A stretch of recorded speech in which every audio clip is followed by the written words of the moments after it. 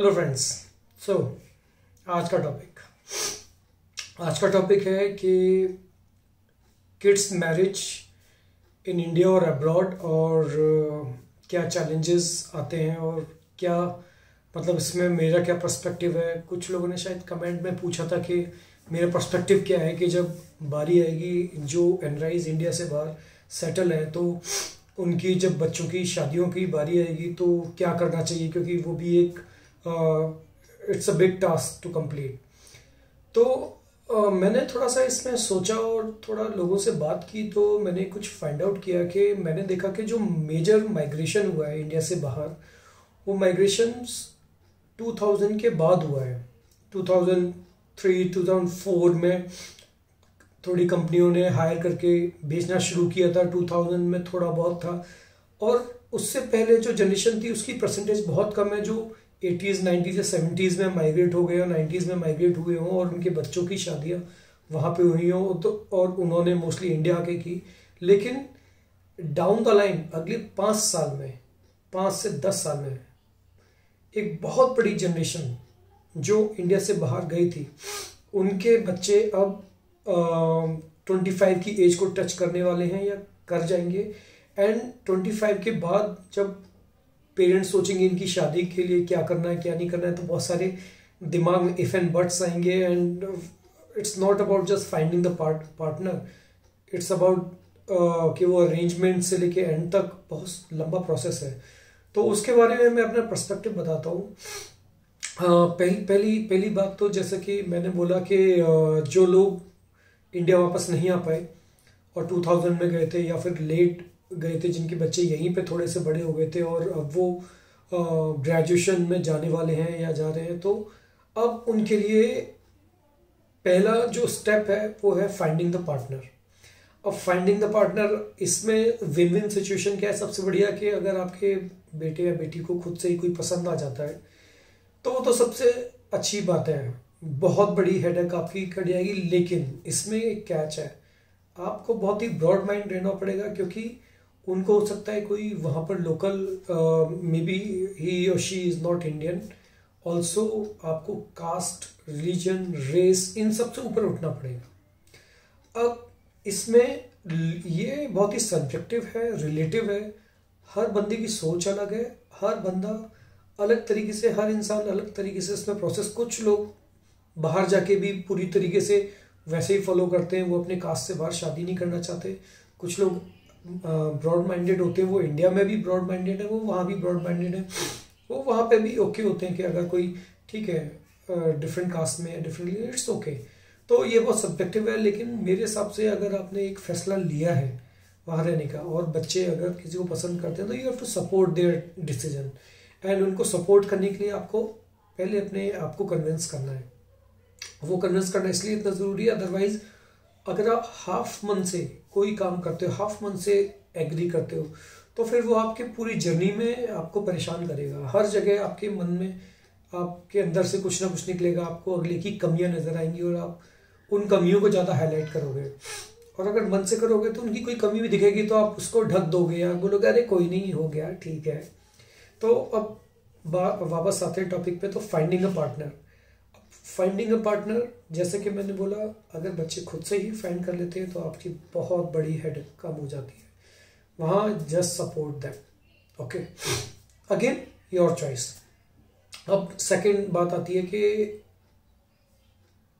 कोई पार्टनर मिला नहीं या बात बनी नहीं, अब क्या। यहाँ पर अब आपको ये देखना पड़ेगा कि अब आपको इंडिया से बाहर और इंडिया में मान लीजिए पार्टनर ढूंढना है बच्चे के लिए, तो definitely you have website shaadi.com and जीवन साथी एंड सो मैनी, मुझे इतने नाम नहीं पता लेकिन हैं 4-5 मैंने भी सुने। वो अब्रॉड और इंडिया डिपेंड ऑन कंट्री आपको ऑप्शंस देते हैं तो आप उनके थ्रू, लेकिन उसमें भी आपको बहुत रिसर्च और बहुत ज़्यादा ये देखना पड़ेगा कि जेन्युइन केस कितने हैं, जेन्युइनिटी उसमें चेक करनी पड़ेगी क्योंकि सारे केसेस जेन्युइन नहीं होते। और आप बैकग्राउंड चेक भी, आप क्या कंपनी हायर करोगे, बैकग्राउंड चेक किसी के बिहेवियर का आप कैसे चेक करोगे या फिर किसी की फैमिली हिस्ट्री में आप क्या चेक करवाओगे। कोई जासूसी तो करवानी नहीं है कि आप उसके पीछे आप किसी एजेंसी को हायर करो। तो ये these things are very delicate and very sophisticated. तो इसमें मेरे हिसाब से क्या होना चाहिए कि आप अपने जो फैमिली फ्रेंड्स और रिलेटिव्स हैं जो बहुत पुराने, जिनको आप जानते हो, जिनके फैमिली के बारे में जानते हो, उसमें थोड़ा कनेक्टेड रहिए आप, ठीक है। अब फाइंडिंग पार्टनर में एक पॉइंट और भी मैंने नोटिस किया, अगेन सबके केस में नहीं है लेकिन ये मैंने देखा इसलिए मुझे बताना ज़रूरी बनता है। बहुत सारे केस में ऐसा भी होता है कि मोस्टली लड़कियों के पेरेंट्स मना कर देते हैं कि हमारी हम बेटी की शादी हम अब्रॉड नहीं करेंगे। उसके मल्टीपल रीज़न हो सकते हैं। पहला रीज़न ये हो सकता है कि पेरेंट्स को अपनी बच्चे को, बेटी या बेटे दोनों को पास में रखना, वो नहीं चाहते कि वो इतना दूर जाए कि वो कई कई साल में शक्ल दिखाए, 1 साल 2 साल में शक्ल दिखाए। वो चाहते हैं कि थोड़ा पास रहे, फ्रिक्वेंटली आता जाता रहे, यहाँ सारी फैसिलिटी हैं, may be they are well to do, उनके पास फाइनेंशियल के इतने इश्यूज ना हो, वो बोले अपने बेटे को तुम्हें क्या चाहिए, हम तुम्हारे लिए सेटअप करके देते हैं। अगेन सही गलत की यहाँ पर बात नहीं हो रही है, ये एक पर्सपेक्टिव की बात हो रही है। तो वो लोग यहाँ पर हो सकता है वो मना कर दें कि नहीं हम, तो वहाँ पे आपको इशू आ सकता है कि इंडिया में बहुत लोग एंटरटेन ना करें, फिर भी एक मेजॉरिटी क्लास ऐसी होगी जो आपको मिलेगी, हाँ दे विल बी ओके कि ठीक है हम वी आर ओके कि आपका बेटा वहाँ रहता है, हमारी बेटी वहाँ जाएगी या हमारा बेटा वहाँ जाएगा, आपकी बेटी वहाँ पर है। तो हर तरह के केसेस आपको मिलेंगे। अगेन ये भी एक पॉइंट था जो आपको ध्यान में रखना है कि मैंने देखा कि कई पेरेंट्स ने मना कर दी कि उसके रीज़न ये भी था, बड़ा फनी है लेकिन वो ग्राउंड लेवल पे तो सच है, आप डिनाई नहीं कर सकते कि यहाँ पर इसको आदत है पूरा हाउस हेल्प की, यहाँ पर उसने कभी कोई काम नहीं किया, एंड अब्रॉड जाने के बाद तो सारा काम अपने आप करना पड़ता है भाई। वहाँ पे तो हर चीज़ में मशीन्स हैं, डिश वॉशर्स हैं, वॉशिंग मशीन तो यहाँ भी होती है, डिश वॉशर यहाँ भी है, लेकिन बहुत सारे केसेस में बहुत सारे काम आपको खुद से ही करने हैं, खाना बनाना ये वो। तो यहाँ पे आदत पड़ी हुई है कि कभी कुछ किया नहीं हो, वहाँ जाके वो सारे काम खुद से करना पड़ेगा, तो वो रेडी नहीं होते, लेकिन हम नहीं भेजेंगे, या फिर वो खुद ही रेडी नहीं होगी शादी करने के लिए, बंदी या बंदा, कि नहीं यार वहाँ पे ये सारे काम हमें खुद से करने पड़ेंगे। तो ये भी मैंने देखा है कि लोगों को थोड़ा सा हिचकते हुए इस मामले में, तो ये भी आपको ध्यान रखना है कि ये भी एक चीज़ आ सकती है।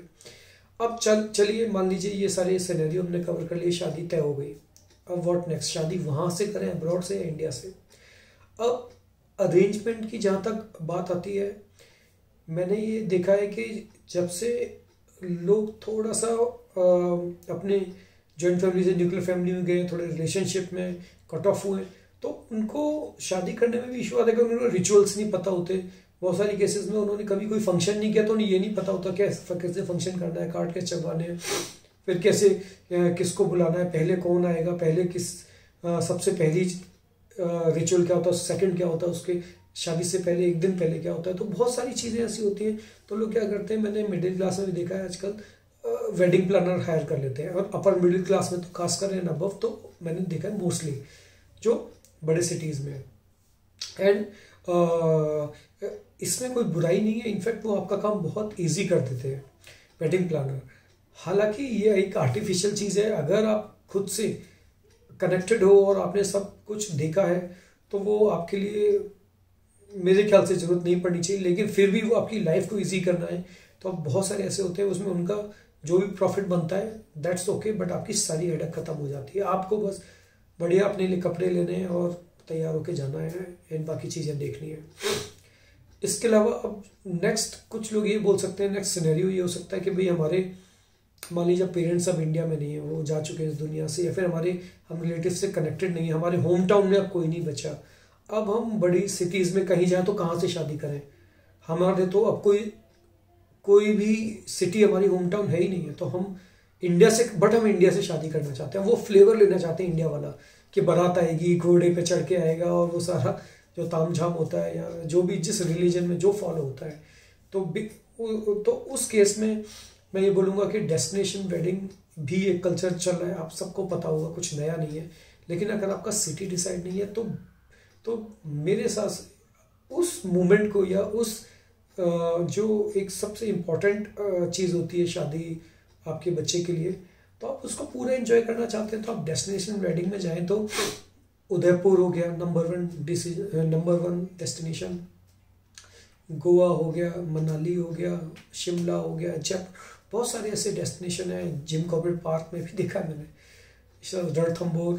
तो एक इतने कॉन्सेप्ट लेके वेडिंग प्लानर आते हैं कि आपको कोरियोग्राफर्स भी देंगे, आपको गिफ्ट, रिटर्न गिफ्ट भी सब अरेंज करेंगे, बस आपको अपनी शॉपिंग और कार्ड बांटनी है।